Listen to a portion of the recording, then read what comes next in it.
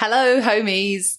Like a kid before Christmas, I was counting down the sleeps in anticipation of my interview with the incredible Joette Calabrese.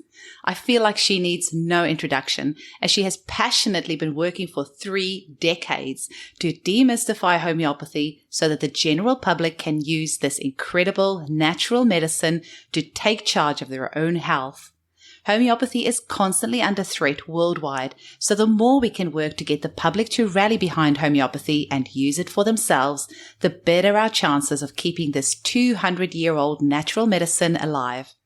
Joette has done an incredible job with this, having tens of thousands of members in her mighty members group and helping many more thousands with her regular Facebook Live sessions.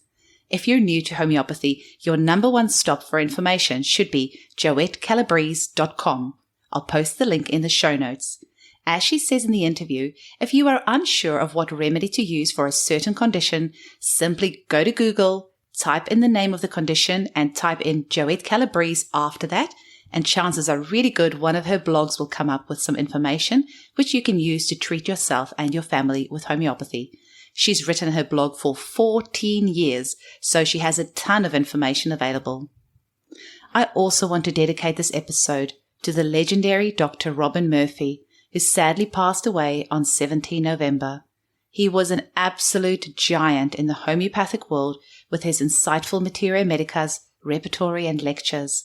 I have done several of his online lectures, and he's one of my absolute all-time favorite lecturers for his common sense approach to health and homeopathy and his seemingly endless knowledge, which he shares so generously. I wish I could have met him in person, and in a way, it feels like I know him due to the dozens of hours I've spent listening to his online lectures and the fact that I use his repertory every single day in my clinic. I couldn't practice without it. Before our interview, Joette and myself were sharing what Dr. Murphy has meant to each of us, and Joette mentioned how Dr. Murphy had invited her to visit him at his home in the new year and how much she was looking forward to that.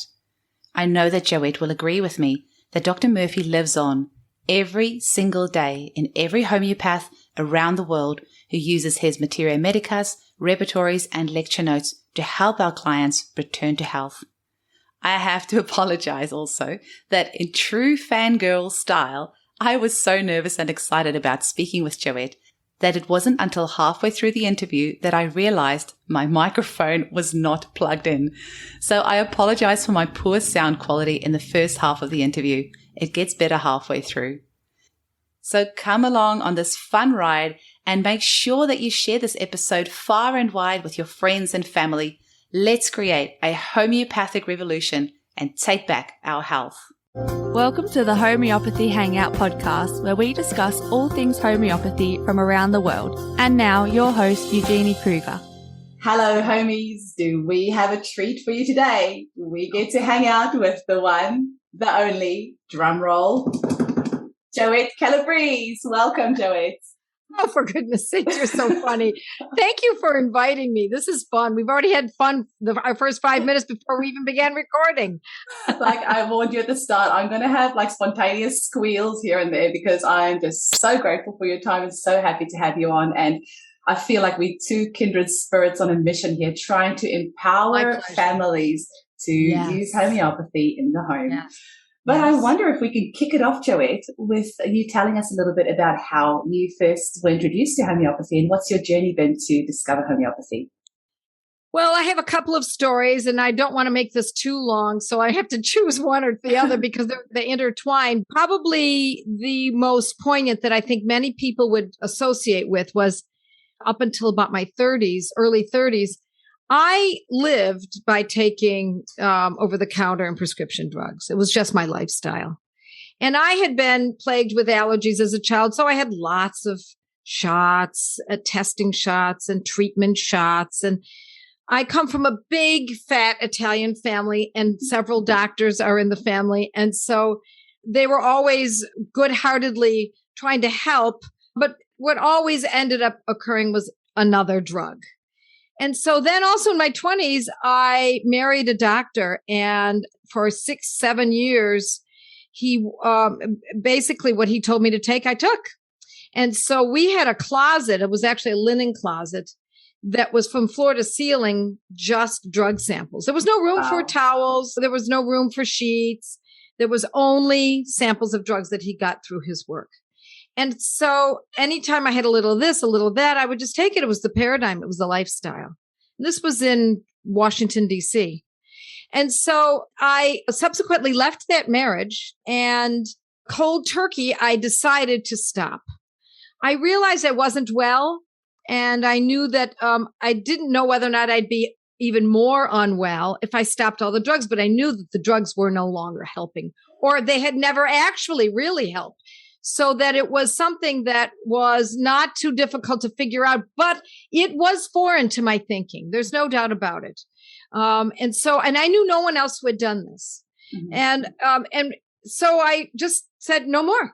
I'm not taking another aspirin. I'm not taking another Tylenol. I'm not going to allergists any longer. I'm not taking the birth control pill. I'm stopping everything. And from now on, I'm going to use herbs or food. And at the time, I knew nothing about homeopathy. And I'm going to see what I can do without. So that was a big, big shift in my thinking. So I started to study botanicals and essential oils. And in those days, we're talking about the early 80s. Essential oils were unknown. People didn't know what they were. There was no internet, of course. And so I got together with a group of other women, and we started to study these kinds of things, not homeopathy yet. And we were ordering essential oils from France. You couldn't buy them in the US that I was aware of, or that we were aware of. So we just did with what we could. So then I subsequently met my present husband, and I got pregnant about a year later. And at that time, I was starting to question, how should I have this child vaccinated? Should I postpone the vaccines? Should they all be given simultaneously, as they always do? Should we separate them, and et cetera? Put them on a different kind of a schedule. And so a friend of mine told me that there was this doctor who was traveling through the Northeast of the U.S., and his name was Dr. John Clark. He's a pretty well-known doctor. He was very well-known. He's written books on homeopathy, and he was no longer in practice. He was retired. And so he was traveling from city to city, and I live in Buffalo, New York. And there was a lecture that he was giving, and it was about homeopathy and vaccinations. So I had no idea what homeopathy was. In fact, what I thought it was holistic, the way most people hear, home remedies, raw vinegar and vitamin C. So I was pregnant. I was about 8 months pregnant, and I went to this conference or this lecture, and there were only about 10 of us or so in the room. And he wrote on the board for every single childhood disease he described how a homeopathic medicine was used in lieu of it, in lieu of the vaccine, in lieu of other treatments. So the disease, the homeopathic medicine, and then he showed the statistics and how valuable it was, and how it had been shown clinically, and even in some situations through double-blind tests, which of course are provings. So I'd never heard of such a thing. I mean, I knew about herbs, I knew about vitamins, but nothing like this. And he went through every single one of the childhood diseases. By the end of that evening, I bought my first little home book and a kit, and I still have that kit. From 1985 or 1986. And it still works, by the way. Mm-hmm. Parenthetically, those medicines still act. I've run out of most of them, but the ones that are old are still act. And then I gave birth to my baby. And one more step. I had gone to a pediatrician that I'd heard was kind of open-minded. And you have to be careful with these words, open-minded. Open-minded doesn't necessarily mean going where you're going with all of this. So I told him that when my baby was born, I was going to kind of rethink how we were going to address the timing of the vaccines. And I should have noted that at the moment I said that, his eyes rolled for a moment. Mm-hmm. It was just a split second. Mm-hmm. I should have picked up on it, and I didn't. And so I subsequently gave birth to my baby. And 6 weeks later, I made a very stupid mistake, which actually catapulted me into the world in which I reside now. And that is, I went for the ubiquitous baby checkup. Mm-hmm. Mm-hmm. I really didn't need anyone to tell me that my baby was well. He was well. He was beautiful. It was a beautiful, beautiful, simple, natural birth. No drugs, no surgery, nothing. It was simple as can be. And so when I took him in, I was holding him in my arms, and the doctor and I were talking, and in trotted the nurse, and she had a little vial of something and plunked it right into my child's mouth. And I said, "Oh, what was that?" Yeah. She said, "Oh, just his polio vaccine, dear." I was beside myself. I was so angry that no one had said anything to me, that they hadn't read the chart that I had discussed this with the doctor weeks before my baby was born. It was all completely ignored. And I was just one of the many mothers in the routine. Mm-hmm. And so I left there vowing that I will never return to that place again. So a few days later, my 6-week-old baby, who was perfectly healthy, got a fever of 105.5. And he stopped nursing. And it was, and this went on for 2.5 days. Now, all I had some essential oils, I had some herbs, but I really didn't know what I was doing with homeopathy. But I had the simple book. It was Dana Allman's book, Everybody's Guide to Homeopathic Medicine. Yeah, it's here on my rack. Yeah. And it was the first edition. It was bright yellow. And I went through, I had my baby in my arms for 2.5 days while he was burning up, not nursing. He would not nurse. He was out of it. His eyes were glazed over, and I held him and I read the book twice, the whole book twice. I just read every page. I did nothing else. I didn't eat. My parents lived next door. They brought food over. I said, I don't care I'm going to figure this out. I'm not going back to that doctor. And I found a little passage that discussed the fact that when a child is hot or a person is hot, very hot with a fever, and there's a little odor, that the remedy is likely to be sulfur. Well, a 6-week-old baby doesn't have an odor. They smell fresh and beautiful. Mm-hmm. And he did have a slight odor from his breath. And I gave him sulfur, and within sulfur 30, and within about 30, maybe 40 minutes, my mother was there, and so was one of my closest friends. He just firmed up in my arms. The fever adroitly melted away. He commenced nursing, and that was the end of it. Amazing. Now, that was 34 years ago, and to this day, he still has not had a fever. Honest to goodness, I don't think it's necessarily because of the sulfur, but he's not had another fever. The only fever he had was induced by that liquid that was poured into his mouth against my will. Amazing. And so that's what got me going. And I said, I'll be darned. Mm-hmm. I'm never going back again. Mm-hmm. I'm going to figure this out myself. Because had I gone back and said, oh my gosh, he's got a fever, they would have given me acetaminophen, antibiotics, the next injection, whatever it might have been. And we would have been on the trail that I had already come from. That path is the path that I wanted to abort. I did not want that to carry on for myself or my children. And so I raised 3 sons to adulthood and never took them into a pediatrician again. Never. We did it ourselves. And we lived on a small farm. We had about 15 acres, and we had goats and chickens and ducks and bees and fish in the pond. And there were lots of injuries, and they all got ear infections, and they all got a bronchitis or two, and they all had strep throat or conjunctivitis. They all got, and we were not lucky. Some people, oh, you were lucky. No, I wasn't. It was just like any other family. We had all of the same things, but I had something that no one else had, at least not very many people. And that was, I had a knowledge of homeopathy and my remedies at the ready.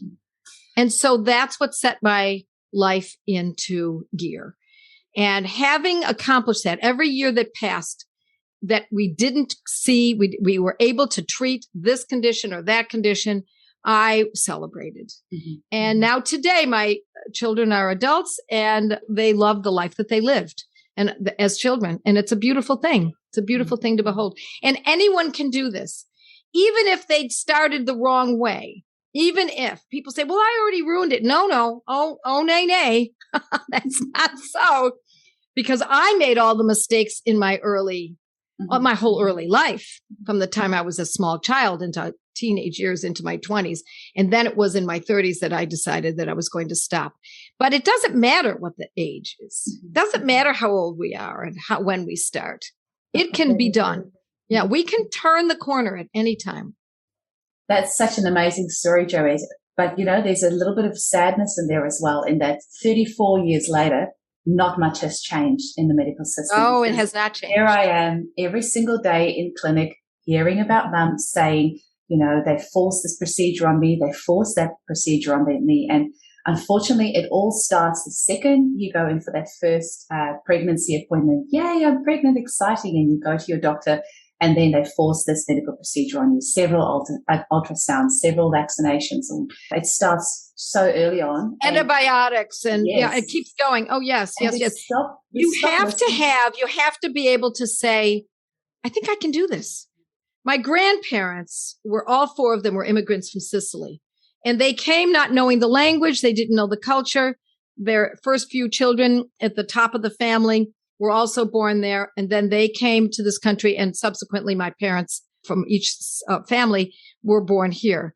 But I think I had an advantage because my grandparents instilled, at least especially in my mother, to not trust certain kinds of people. Mm-hmm. Not that the doctors are scoundrels. I don't want people to get that sensation that I think that, because had something happened to any one of my children that I could not handle, you bet I would have gone to a doctor.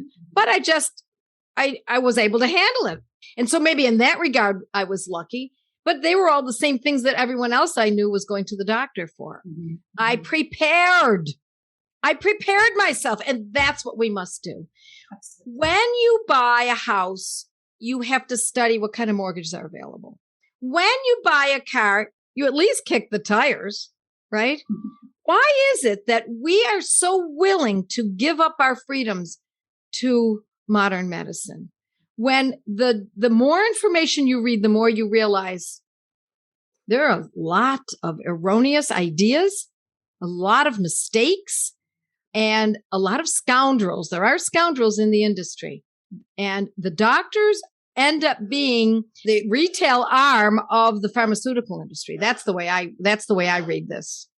And you are so passionate about empowering families how to use homeopathy for themselves. And I get it, because my children are 10 and my daughter's about to turn 7 next week. It's very exciting. And for me as a mum, having only used homeopathy on my kids ever, it is so empowering. But I remember very well when my son was very little, I was scared. It was very, very scary at first when they have their first fever and they're just little, or they're teething and they're just really uncomfortable, crying all the time. What can I give this child? And you give them homeopathy, and suddenly they're just happy. And it's like magic. And every time you have that little win, it builds on itself, and you get to have your confidence back as a mother. So many of my clients tell me they were told things that they had to do this, they had to do that. They felt they had no choice. And I feel almost like as mothers, our self-confidence gets chipped away until we get to the point where we feel we have to ask permission about what we're allowed. For everything. Exactly. For everything. Yes, are they long enough? Yeah. Are they sleeping? We know this stuff. Exactly. We know it deeply. And unfortunately, that has been definitely stripped from us. Our confidence has been drained from our natural ability to find that. Because we as women start out as little girls holding dollies and taking care of them. And now the dolly's sick, and now the dolly goes to bed. We know this stuff, but between advertising and all the women's magazines and television and radio, and now, of course, the internet, and the people shaking their fingers, you should go to the doctor. What do you mean you don't go to no, we don't go to, I don't know. We have a need to go. Well, don't you go for well baby check? Why don't you go well child checkups? What do I need to know? I know. Is the child well? Is the child not well? The child's not well. I'll take care of it. I'll handle it. And that's really where we all need to go. And it's not just when it comes to medicine, although that's the biggest one right now. It's also education. It's how we educate our children. We have to take charge. This is our responsibility. It's not that I'm going to be adamant just for the sake of being adamant. I consider this my responsibility to myself, to my husband, to my parents, because they have given me the charge of now going down to the next generation, and of course to my children. Absolutely. Joette, we're both definitely very passionate about empowering mothers to use homeopathy for themselves, not just mothers, I should say, home users, whoever are the caretakers. But what do you think are some things that you would say to a new home prescriber to encourage them to start using homeopathy. And also when things, because homeopathy has got a steep learning curve, and you obviously put the work in at the start when you were sitting there with your fevered baby, reading through that book twice. But what would you say, for example, to somebody who's new to homeopathy, they've tried 2 or 3 or 4 different remedies for their child's fever or ear infection and it hasn't worked, and they're feeling hopeless and they think it's all too hard. What sort of advice do you have for them starting out? Well, let's start out with an ear infection. Children don't die from ear infections. I'm sorry to say, I know that that's not the way it's laid out to us, but children do not die from ear infections. And in some parts of the world, pediatricians actually don't even treat the ear infection. They just allow it to rupture. And I know that sounds horrible, but it's not unlike when you think about it, like a boil on the skin. Must you treat it? So first you have to have the confidence to know what it is you're dealing with and how far it can go. Can my child be maimed for life? First question. Can my child die from this? And I will tell you that the concerns for a child's true well-being and potential for even death is not from childhood illnesses. It's from accidents. If you've got a pool, you might want to, that's where you want to watch. If you live near a cliff, now, if you drive around the city, that's how children, that is the bulk of how children die. It has nothing to do with childhood diseases. And so if you can start with knowing that, first of all, it's going to happen. And if it doesn't happen now, you should be worried. Your children need to get fevers. Your children need to get sick. It's part of their education. Mm-hmm. And what I mean by that is not only their education to build their immunity, but it's also, and I know that you've probably noticed this too, Eugenie, is that I noticed this many times. One of my children might say, I can't ride a bike like anybody else. Why can't I ride a bike? And they try and they can't get on those 2 wheels and they can't do it. And then a day or so later, interestingly, they get sick. They get a fever, maybe an ear infection, maybe a sore throat or sinus infection or something. And we treated homeopathically. Sometimes I did nothing, to be honest. Mm-hmm. I just gave them bone stock and some, good water and lemonade or something that I made. And on the other side of the illness, it's like they spring into a developmental shift. Absolutely. Now, when the illness is over, they go outside. Now they're better. They go outside, they get right on the bike and ride it. Mm-hmm. I've seen that with bike riding in my children. I've seen it with reading. I've seen it with tying shoes. I can't tie a shoe. Everybody else can tie their shoes except me. Well, they get sick. So if we take that illness and suppress it with synthetic drugs, we are taking away an opportunity for that child to develop. That is, if we understand these kinds of nuances, then suddenly illness doesn't look scary. Now illness looks necessary. We don't want children to live a life without a little bit of suffering. Not that you want to instill that you don't want to put the suffering on your child. Instead, you want to help them along when they are suffering. But that is part of the human condition, to suffer and grow and suffer and grow and suffer and grow. That is part of it. And when we suppress illnesses with drugs, we are driving the pathology, the little pathology, to a deeper pathology. So if your daughter's getting urinary tract infections and she's being given antibiotics, I guarantee that antibiotic is going to be needed again. I guarantee it. But if you're using cantharis, now it's very likely it won't come back. But if it does, it'll be a lower version, a lesser version. And then if it comes back again, it'll be even a lesser version because the medicine is making the correction. Whereas the conventional synthetic commercial drug is only going to kick the can. It's not even kicking a can down the road. It's more like kicking the snowball down the hill, because as it goes down the hill, it gets bigger and bigger and more looming until eventually your daughter often can end up with a chronic urinary condition. And that is a very sad condition. Now, again, can be treated homeopathically, but if you don't know that, she's in trouble. She's going to have a life of suffering with that. Yes. So, interstitial cystitis or chronic urethritis, etc. Mm-hmm. We had the lovely Paula Brown on as well, and she told us a story about the interstitial cystitis. Yeah. So tell us, how can our listeners become better home prescribers? What tips would you give them, and what sort of things can they do to become better at prescribing? Well, the reason that I started out by giving this information first is that the first thing we have to get over is the fear. Because if you have fear, you're thinking, oh my gosh, what if this doesn't work? Or it's not working fast enough. And we easily shift from one medicine to the next too readily without giving it its due time.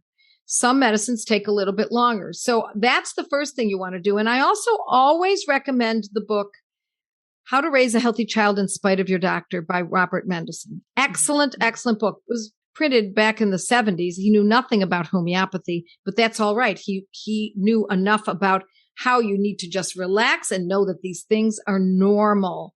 And you're a normal mother with a normal child. And so to get into actually prescribing, if you can get past the fear and you can get into, I can do this. I can do this. Now, what I say is follow the rules.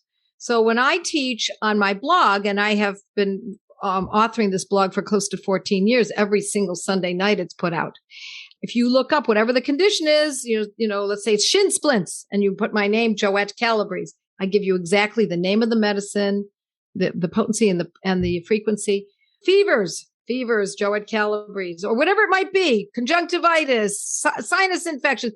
And I give you exactly the protocol. It's a formula, essentially. And I urge people this is also a big part of it, is to own the medicines. It's one thing to know what to use. It's quite something else if you don't own it. Mm-hmm. And then, it's Saturday night, it's 11 o'clock and oh my gosh, my child has got croup and I know what to use. I know it should be aconitum, but holy cow, I don't own it. No, make sure you own the most important medicines. And that's the approximately top 100 remedies. Absolutely.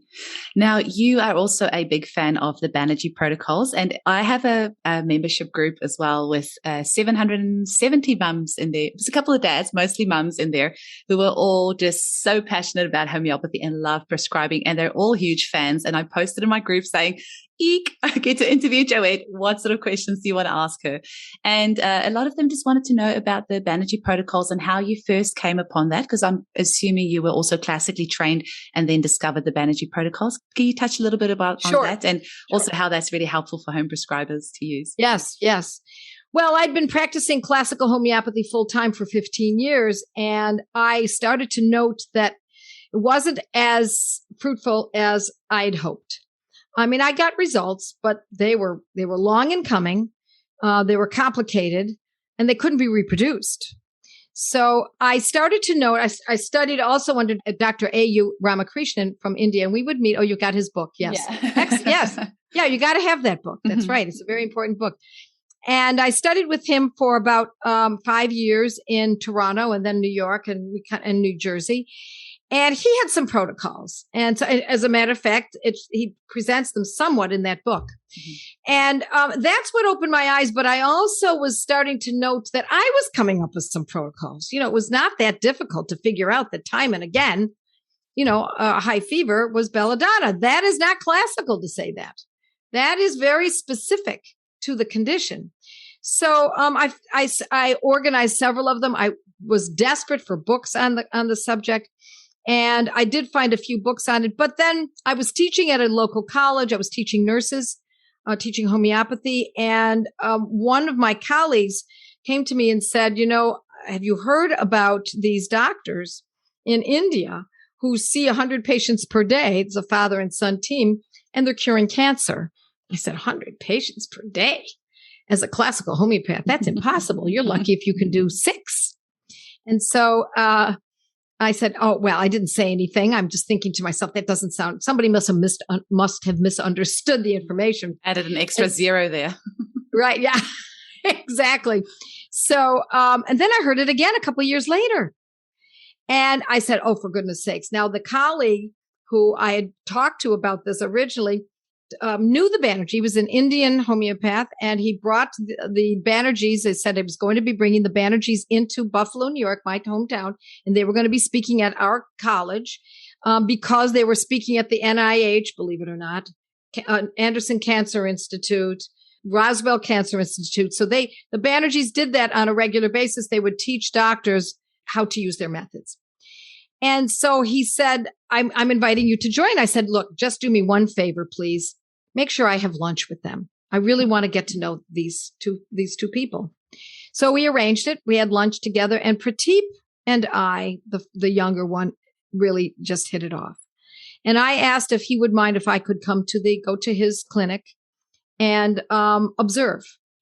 And he said, sure. So it took about 1.5 years to be able to actually make that arrangement. And when I got there, I was very impressed. There were 12 doctors, all medical doctors, conventionally trained, and also homeopaths who used only homeopathy, and each one of them saw 100 patients per day, which meant there were, 1,200 patients per day being seen. At the end of the week, it's 7,200 people. And so what they were doing was specific protocols for specific conditions, which meant that they were reproducible. It didn't matter what side the person slept on or what they thought about, if they had long eyelashes. It was all about the name of the condition. What's the name of the condition? Oh, irritable bowel syndrome. Okay, here's the medicine for it. Mm-hmm. Okay, so here, and we could do that with any of the chronic diseases. And so I sat there knee to knee next to Dr. Prateep Banerji, day in, day out, 10 hours. And some days it was 10 hours. Other days it was 8. And then I went to the night clinic.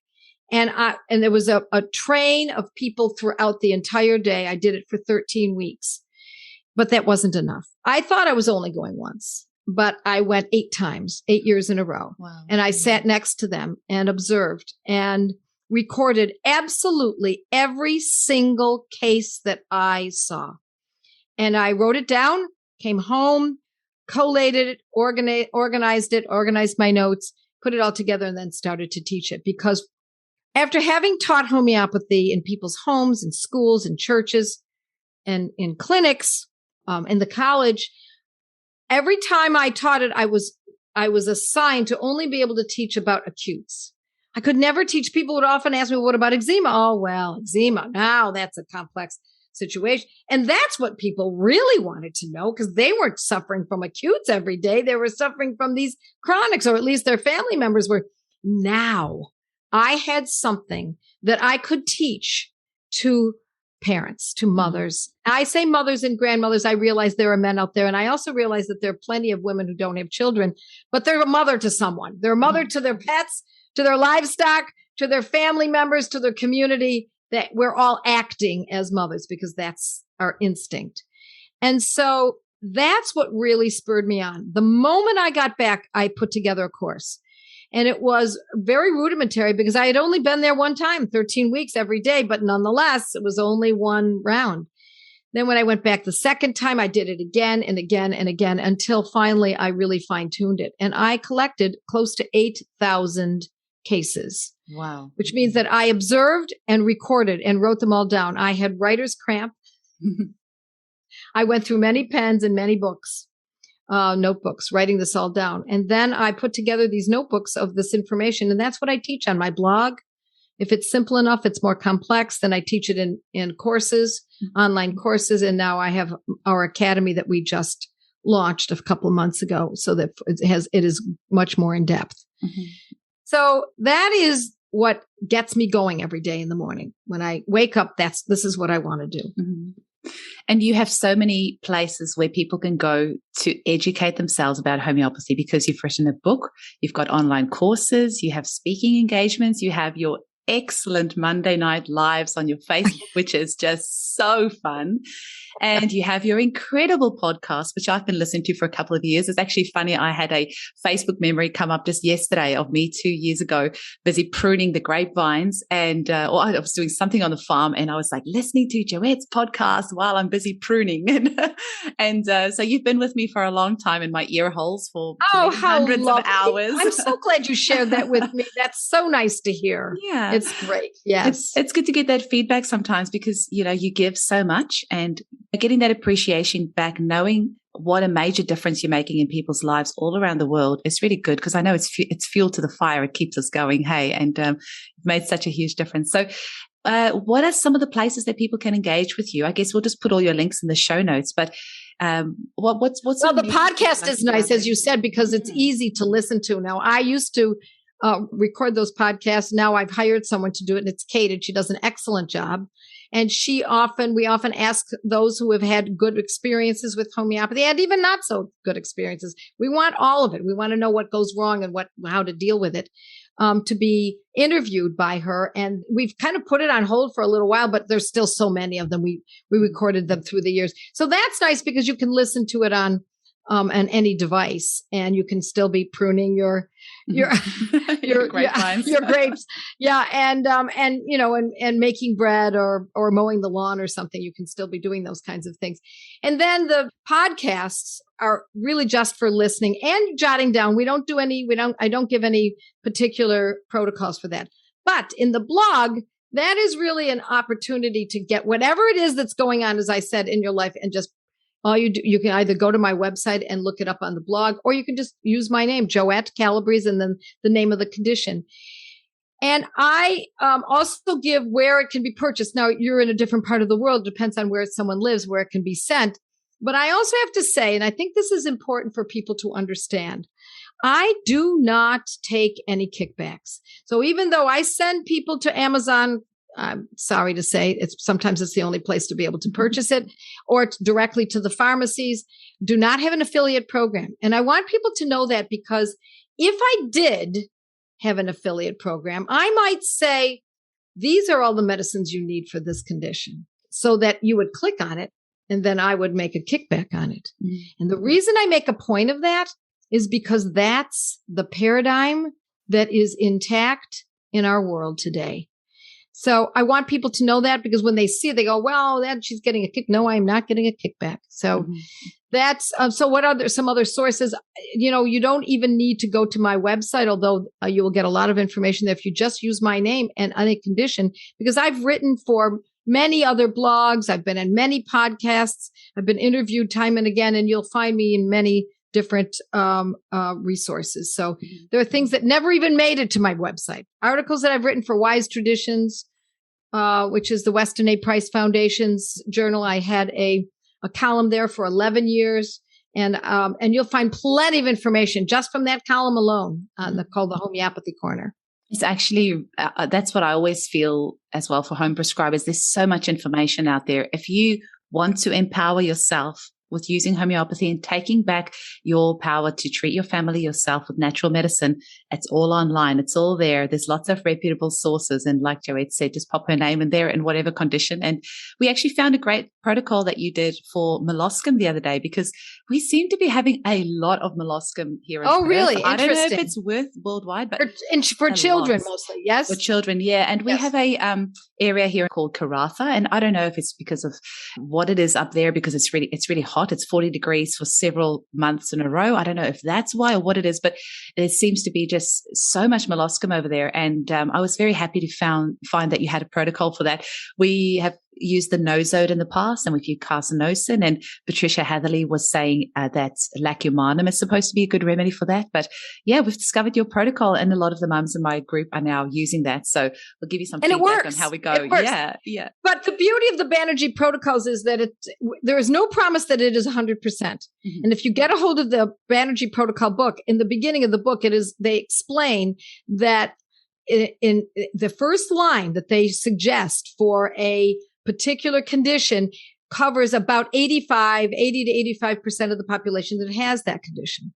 Mm-hmm. And if you understand that, it's a very high number. That if you happen to be in the 80 to 85%, which most of course are, then that first protocol is going to act for you. But if it doesn't act and you've given it its due time, you can go to the second protocol, and that's going to cover about 10%. Now we're up to 95%. Mm-hmm. I completely agree. I think even if you look at chamomilla for teething, that's probably going to work for 80% of babies, for teething babies, chamomilla, but it's not going to work for everyone. And then you really have to narrow down those other remedies for sure. Right. Part of that is to make the assumption that it is going to work. Mm-hmm. That's part of this, because again, it circles back to the idea that we have to gain our confidence back. We have to know that we can do this. We have to have, it takes guts, spunk, and moxie. And some people say, well, I just don't have that. No, you have not developed that. You have to build that guts, spunk, and moxie muscle. And it comes from learning and reading and reading and reading and reading and starting to change and shift that paradigm from somebody else knows better. No, I think I can do this. Now, if you're part of a group, a study group, and that's one of the things that I always talk about too. We have study groups called Gateway to Homeopathy. We have people from your neck of the woods, from all over the world, and they meet every few weeks and they study one of my manuscripts, and then they become friends. Now they're online friends, and should something happen, they've got each other to help. It's beautiful. It's magic. We have tens of thousands of people who are in those groups. Wow. Yes, it's that many. I never thought in a million years that this would grow to this degree. Absolutely beautiful. We have about 40 people joining every week, just those groups. I know. Incredible. It's remarkable. What a huge support group. That's beautiful. Yes. We've only got, like I said, 760 odd here in Perth in our little group, but it's the most beautiful it's a thing. Great start. When you have, it's 11, 12 o'clock at night, somebody's child has a fever, you don't have that remedy. And because it's more like a local group, one of the mums posts in there, and within 5 minutes, another mum will come and drop a remedy off to her. And that's what we want, creating that community, supporting each other and creating healthy children and healthy families and taking back our power. Hey, that's what it really comes down to. Yes, it does. It's about freedom. Mm-hmm. It's about freedom to make our own choices. Absolutely. Yes, absolutely. Now, Joette, what are your hopes and dreams for the future of homeopathy? Well, I would like it to stay, because I think that our kind of thinking is under threat right now. So I want to see it stay. And so the way we do that is that we do it from mother to mother, grandmother to grandmother, and family to family. That's really the way it has to. We have to link arms across the earth. There's no doubt about it. If we don't take this on, it will be taken away from us. I do believe that that's a potential. And so I always say, no worries. Own as many medicines as you can. Own the medicines that are the top 100. First start with maybe the first 30, then go to the next 30, and then get to 100. And know others who are doing the same thing so that you can build together. And my hope is that this spreads faster than the kind of advertising that's being done and the kind of media that we have to put up with today. And women are great communicators. And I believe that I was quite dismayed for this past 2 years, but I think there's a light at the end of the tunnel. I think this could definitely turn around. Mm-hmm. I do believe that, because people are waking up to the fact that, wow, the jig is up. Wait a minute. We thought we trusted these organizations. We trusted this. There's a lot going awry. Mm-hmm. And so I guess it's really up to me to make the decision. Mm-hmm. Absolutely. And I always like to finish off on a little bit of fun. Your top 3 homeopathic remedies that you couldn't live without, what would they be? Okay. Ignatia. Ignatia 200, no doubt. Not 30, not 1M. Ignatia Amara 200C, because it is a mother's best friend when she's overwhelmed and frightened and anxious. And she's worried, and especially, let's say her child is sick and she's worried. Now it's time, Ignatia 200 twice daily for a few days. That's my number 1 medicine. Number 2 is arnica. Not just for injuries. Arnica is a great medicine for sleep. It's a great medicine for, believe it or not, acne, for eczema. It can be used for waking in the middle of the night. Of course, for injuries, for overuse of muscles. Mm-hmm. Great for the athletic husband or athletic wife. It's used in the Olympics. It's a very, very important medicine for those kinds of conditions.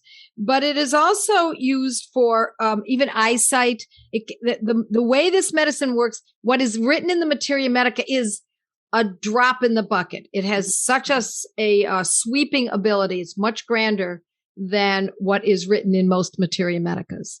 Mm-hmm. And then my third one would probably be Nat Phos, Natrum phosphoricum. I like that in a 3 or a 6 because it's very valuable for acidity, food intolerances, bloating, indigestion, baby's colic, overeating, weight gain. It's anything to do with the gut, even constipation, etc. And that's usually used after every meal. That's taken after every meal.